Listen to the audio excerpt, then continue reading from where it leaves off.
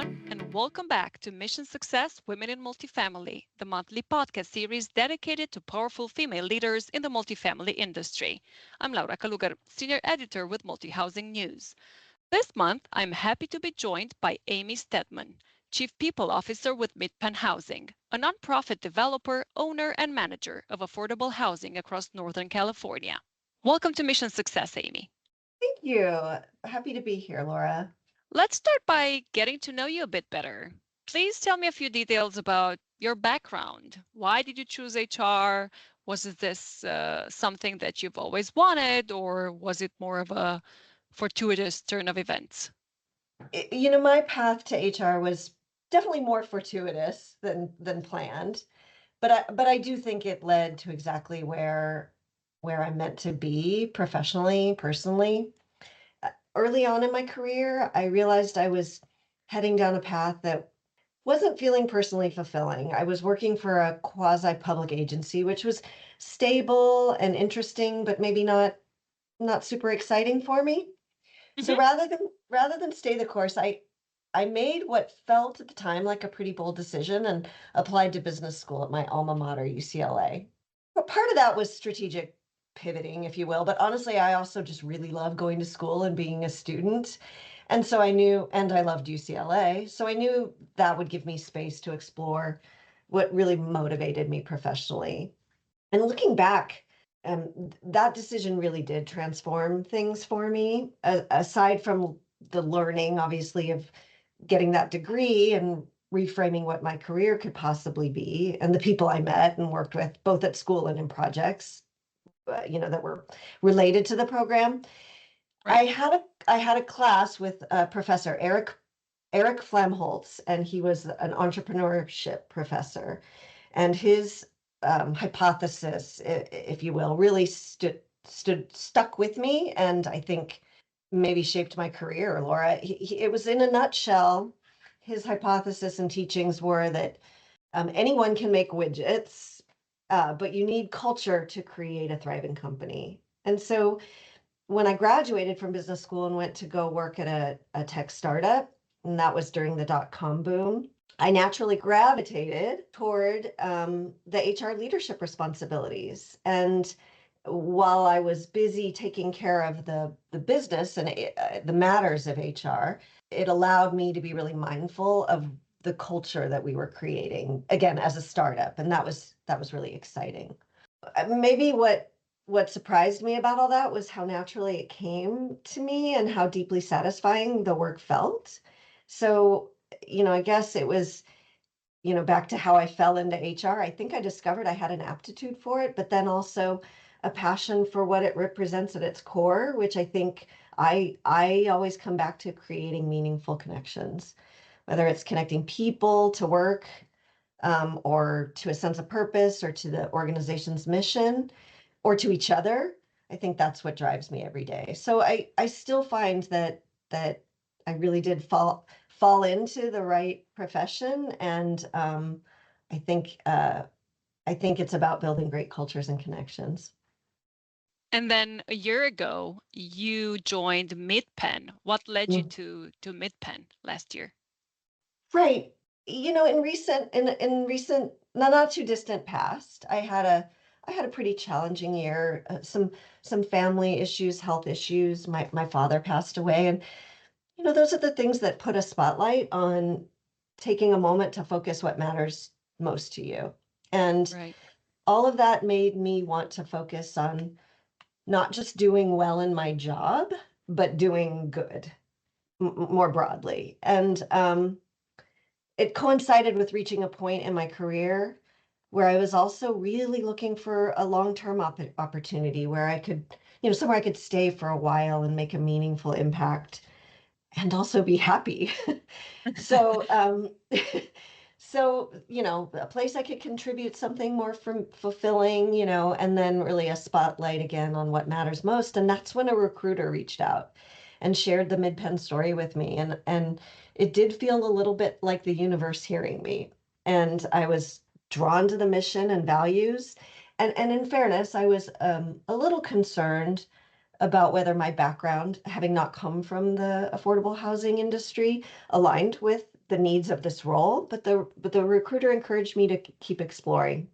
And so I literally did. I got in my car one weekend and drove around the Bay Area to see some of MidPen's properties. And what I found is MidPen was everywhere and clearly making a difference. And it got me even more excited. You wanted to be So part of it. I wanted to be part of it. And the turning point came when I met the leadership team. They were, I was so impressed. They were unwaveringly committed to the mission and to the dedication to the residents and these properties that I had visited. They were really interested in sharing the knowledge, and they were, so intelligent and enthusiastic, and had this obvious and genuine care for the communities. And again, their enthusiasm about it, sharing knowledge, made me feel that I, despite having not come from the industry, I could come along and contribute. So the culture felt natural, the mission felt meaningful, and I really knew that this was where I wanted to invest my energy and contribute. And so, the rest is history. When the offer was extended, I was thrilled, and that enthusiasm has really only grown stronger over the year. You mentioned company culture and it being something that attracted you to MidPen. How would you describe the company culture at MidPen? What's the glue that binds employees together? The MidPen's culture is, fundamentally and profoundly purpose driven. And we recently had our all team meeting, at where every MidPenner was together, in a room, a large room, a conference, a huge ballroom. And it was just so evident, Laura, that everyone is committed to and motivated by the purpose. They're really all at all levels inspired by our mission. And so our mission and values, which is captured in our I Care values, integrity, collaboration, accountability, respect, excellence. It spells I Care, but those are our core values. They're really not just words on our website. They're lived and breathed by our employees. I see it and hear it all the time. So I'd say the shared commitment to our core purpose is that foundation of the culture. I'd say the glue that holds us together is probably I am experiencing it as threefold. And one is an unwavering focus on people, whether it's the residents, our colleagues, our community members. I am again experiencing that the decisions we make as an organization or as a leadership team, or even, at the property level, is how will this impact our people and our culture? So really human centered, and it permeates everything we do. And it starts at the top. I think the other piece of the glue is our commitment to growth and development. At the organization, our leadership, and managers are consistently prioritizing professional development to ensure it's woven into our priorities and not an afterthought. And I'll say, Laura, we don't necessarily have this nailed for every employee, and every employee deserves to be developed, and invested in by the organization, and it's an effort, and it's my team's mandate in partnership with the leadership and departments to ensure we are growing and developing MidPenners. But really, the focus and effort is there, and MidPen sees employees as partners, not resources, and so the commitment to the growth and development is really, really there. And I guess the third piece of the glue is the intentional focus on connection, and that resonated with me especially. And I think it's really important as a dispersed workforce. MidPen, we have 130 plus properties and locations where our employees can land on any given day, and it's spread over 12 counties. And depending on the Bay Area traffic, that can create a real separation. But MidPen's very proactive about that, the connection. And I mentioned the annual meeting. That's not the only time that we commit to getting everyone together. We also have a annual day of service where we all nearly 700 of us come together and then work on a community philanthropic project, um, and then come back together at the end of the day and sort of celebrate the work we've done. But it's really, really connecting. And so I think that our eye care values is the foundation, and then the focus on people and growth and development and connection describes our culture best. Hmm. I'd like to go back to something you said a few minutes ago. You Mm, mentioned that you were a bit nervous, so to say, before joining this industry because you didn't have the necessary background you thought you needed. But I right. think this is precisely what can help you bring a fresh perspective, an outside perspective on how to best manage people in the industry. What are some of the things you're trying to improve as chief people officer? Where do you think the industry could do better? Oh, that's such a good question. And I don't profess to that my ideas are necessarily all that, different than any other organization, but I do think maybe coming in with everything being new does allow you to see things in a different way, right? From a Right, different right, right. angle and identify some opportunities. So one that comes to mind, Laura, and really kind of became an early opportunity, if you will, is talent acquisition. Like most industries, multifamily property management faces recruiting and retention challenges for some specific roles. And that's not just MidPen. I don't even know if that's affordable housing. That's like all property managers seem to share. It's a hard role or job family to recruit and retain. So coming in as someone new to the industry, instead of maybe leaning into that and thinking that's inevitable, I tried to see it as an opportunity for some new and creative problem solving. So we launched a 90-day recruitment rally. And again, nothing really magical about the approach, but we applied some new urgency and sourcing tactics to these jobs.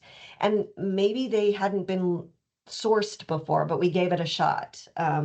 Just to see what we could find. And we also started to look at adjacent industries where there might be transferable skills, and um, not necessarily at folks in just the property management Mhm. industry. Maybe it was hospitality or even healthcare.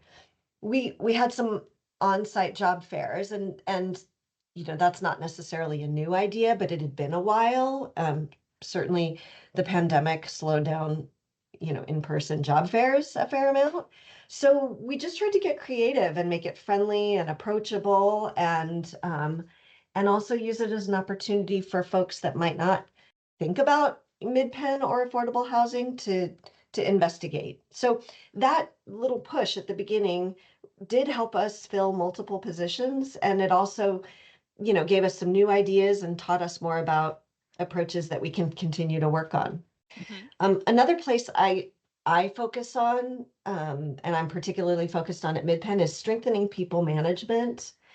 I've always kind of over indexed on this, and I shared that with MidPen coming in. I think managers fundamentally drive organizational health and employee retention, and the old adage that people don't leave companies, they leave managers. Well, that's Right. not well, that's not always true. It can be very relatable, right? So Mhm. so we're investing in really comprehensive management support, not just training and workshops, but coaching and practical tools, and creating a cohort that can work and share experiences together, and evolve those developmental opportunities, because strong managers really really create the foundation for all the other things we want to achieve. um, Maybe two other opportunities that I saw is just holistic employee support. The work in our industry is really it's inherently demanding. It can be, taxing and even emotionally draining. Um, and because people care so much, you really want to be sure you support them in that. So we continue to explore creative supportive mechanisms, hosting things like, a mental health in the workplace workshop to emphasize how important well-being is to, workplace success, but also giving managers some, again, tools and tips to not only take care of themselves, but take care of their teams. When the weight of the work is impacting how they feel. And maybe the last thing, it is, how do I say it? Industry expansion. I think from an industry's perspective, we might be missing opportunities by primarily recruiting from within existing talent pool. And Laura, I may be overstating it, but because I'm new to the industry, but I come here thinking, wow, why isn't everybody wanting to work in affordable housing? This is amazing. We're doing such good work and people are so committed and we're changing lives every day. So to me, this feels like, you know, just an opportunity to really inspire people to come to join this industry, this career path, and make a meaningful social impact. So I think if we, whether it's MidPen or the industry together, can continue to communicate beyond our own networks and current talent pool, how fascinating and rewarding this work can be, we might attract even more exceptional talent from outside these traditional circles. So having said all that, again, fresh eyes and ideas aside, I can't, it's imperative that I learn and know this business as quickly and thoroughly as possible. So I'm trying to bring that fresh perspective and also learn the business quickly and completely. Right. You mentioned that company culture was really important when you joined the company. Is this what attracts the best candidates when there's a job opening, or do people care more about the financial aspects of the job? Well, of course, everyone's different. And, I'll say maybe at different points in people's lives, they make decisions based on different priorities. But at the root, I think to answer the question or talk about this is culture matters. There are thousands of companies out there that offer, work opportunities, fair pay, benefits, but an organization that can offer, a place that you're excited to go to, every day is, I think, really what candidates and employees want. And most people want to be able to do their best work and be appreciated. So, really appreciating employees is so important to culture. I think it's absolutely critical for attracting and retaining the best candidates. And yes, it works hand in hand with fair pay, because the best candidates have choices. Um, Sure. Culture is about retention as much as attraction. And so employees who feel valued and challenged and aligned with the organization are more likely to stay, and they become your best recruiters, which I think is, an amazing extension of culture. So, the most successful organizations understand that culture and compensation aren't competing; they're complementary, and pay and perks and benefits, robust benefits may get people in the door, but I'll say culture determines whether they'll stay and extend their energy and perform at their best.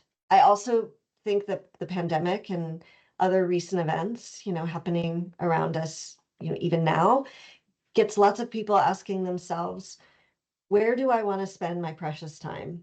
And who is worthy of my energy? And I think culture is the answer there. And it's a main draw for folks seeking to answer those questions. And when it comes to the job market today, you said you hired a few people when you joined the company, I mean, in the months immediately after that. What's your view on the job market today? What types of roles is it most difficult to fill these days? The job market is different today than it was even a few months ago. And it feels really fluid even as we speak. Here in the Bay Area, we are experiencing shifts in the market, minute by minute is probably an exaggeration, but we're hearing about reductions in workforce, layoffs, and as we are filling positions, we're interviewing those folks that have been out on the job search, some for, quite a while. And Mm-hmm. also, government roles that have been shedded recently. Those folks are in the pool. And still, Laura, there are roles that are really hard to place. But, by most accounts, with all these layoffs, thousands of jobs arguably, or folks being on the market, particularly in the tech industry around here, Mm-hmm. this would seem promising. But I think for MidPen, for us here in the Bay Area, based on the broader labor market trends, it's still a really oddly challenging time. And I think I read a statistic the other day that 75% of employers are reporting difficulty in filling roles, and we're experiencing that too. I already mentioned the property management roles, and we have others that feel difficult despite the many folks on the market. Um, for us in the Bay Area, our unique challenge is balancing the high cost of living here with wage expectations kind of across all the sectors, which makes recruitment particularly difficult for those roles that don't command tech level salaries, right? But are essential Mm-hmm. to the region's functioning. And so I think that's what pertains to some of the roles that we're finding it most difficult to fill. And which circles back to that's why purpose and culture matters so much, especially in this market. To be more specific about what you do on a daily basis, I'd like to ask you about AI because everyone talks about it. It Yeah. grabs all the attention nowadays. Are you already using it in any way? Can AI really help you with all the processes you have in place? Can it help HR be more efficient? What's your take on that? Right. It is, boy, it is front and center, isn't it? And in good and bad ways. Some of the headlines are, amazing, and then some of them are a little scary.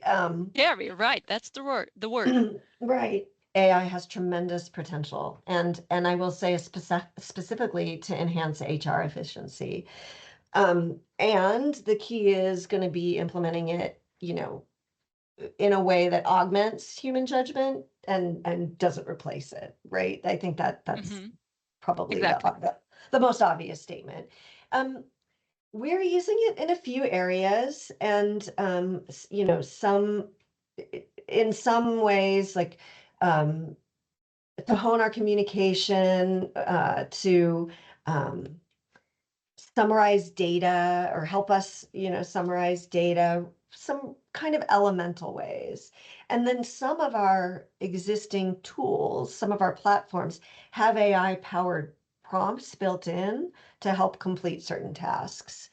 And we're working together to identify, more and better ways to put it to use. And yes, I think HR is ripe with opportunities.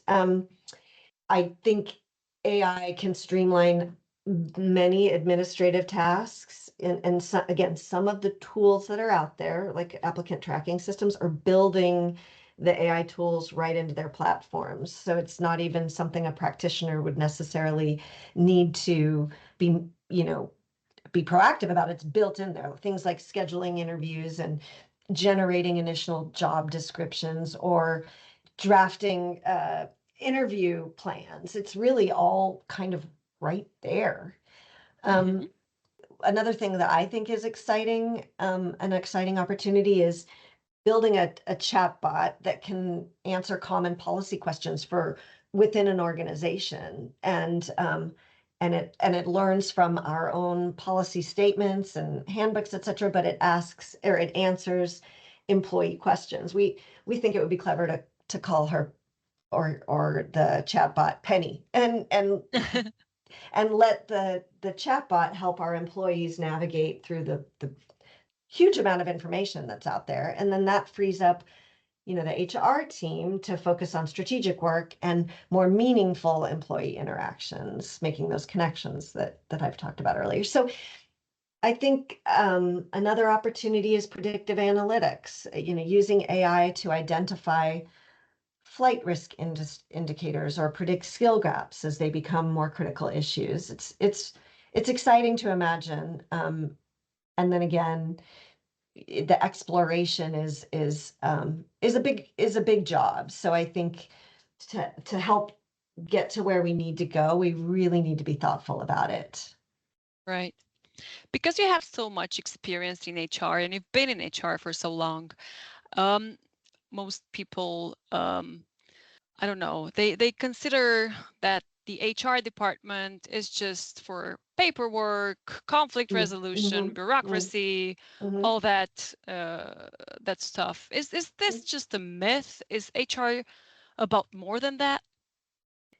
I've been at this for a really long time, a lot of years that maybe I'll keep to myself right now, and I can accept I can accept that perception exists, Laura. Like historically, HR may have been seen as a personnel department focused on administration and compliance, but I also think that view is fundamentally outdated and misses the strategic value, certainly the opportunity that HR brings today.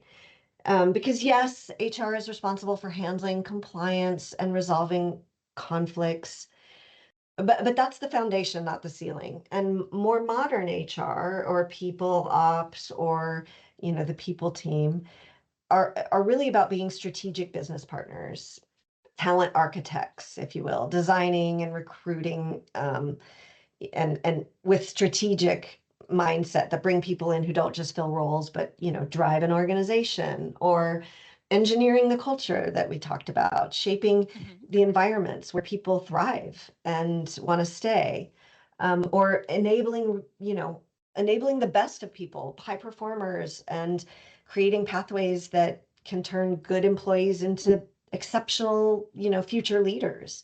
So I think seeing what's around the corner and helping the whole company get there is the potential that HR has beyond that historical stereotype, if you will. And when I look at organizations where I've made the biggest impact, it wasn't through processing paperwork. It was through, efforts, both large and small, but things like, redesigning an onboard to reduce time to productivity, or implementing retention strategies that saved thousands of dollars in turnover, or even the people managers development that I talked about, helping fill senior roles and creating managers who develop their teams. So the paperwork and compliance are table stakes, it's true. And that has to be done really well so that we can focus on strategic work that actually moves the business forward. So I might say that the companies that still see HR as just administrative, or maybe the ones that find themselves struggling with talent retention and engagement, and probably could, think more deeply about what HR could do to elevate their organizations. Yeah, but doing all of that HR strategy and doing more than just paperwork and really being there for everyone and building that culture and all of that sounds like a pretty demanding job for someone in HR. Yeah. How much does laughter help cope with stressful days? Because I read on the website that you enjoy laughing. Yes. A sense of humor is really, really helpful. And you don't want to take yourself too seriously in this role. And you can take the job very seriously, but keeping a good perspective and finding the fun is really important because it is a demanding job, and you want that to be challenging and energizing and not draining. So I think laughter helps. And creating an environment where folks can bring themselves to work in an authentic way means laughing. I just think it's really important. And What working in makes HR can be fun. So Yes, would you yes. say this?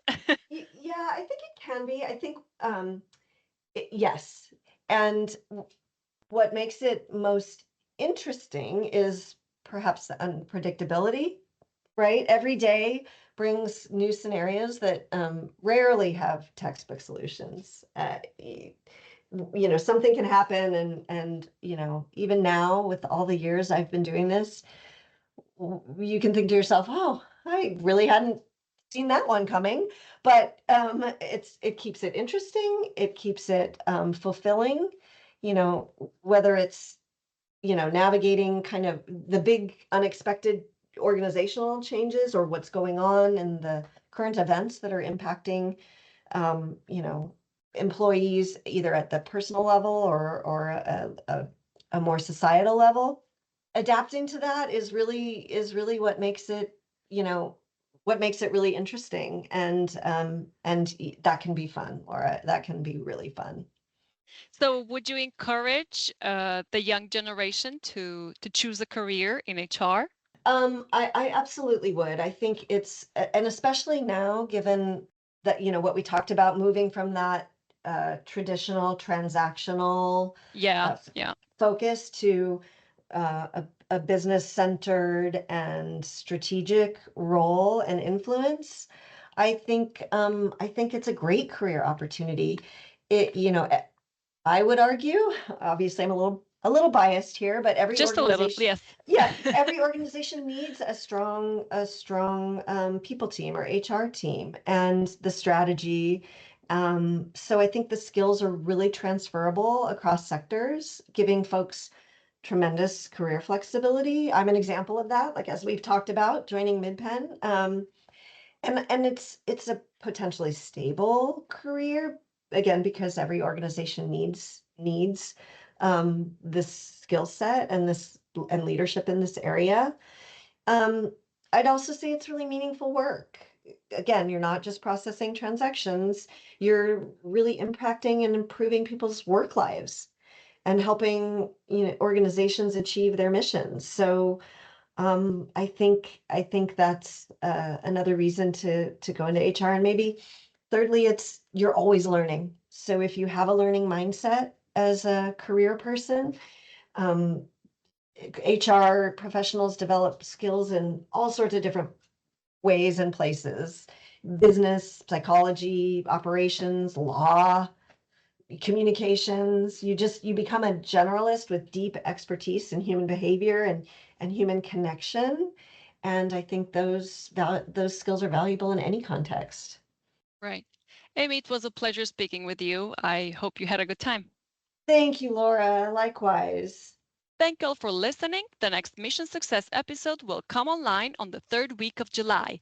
But until then, you can check out multihousingnews.com for the latest news, feature stories, and podcasts. And I also encourage you to subscribe to our recently relaunched YouTube channel. Till next time.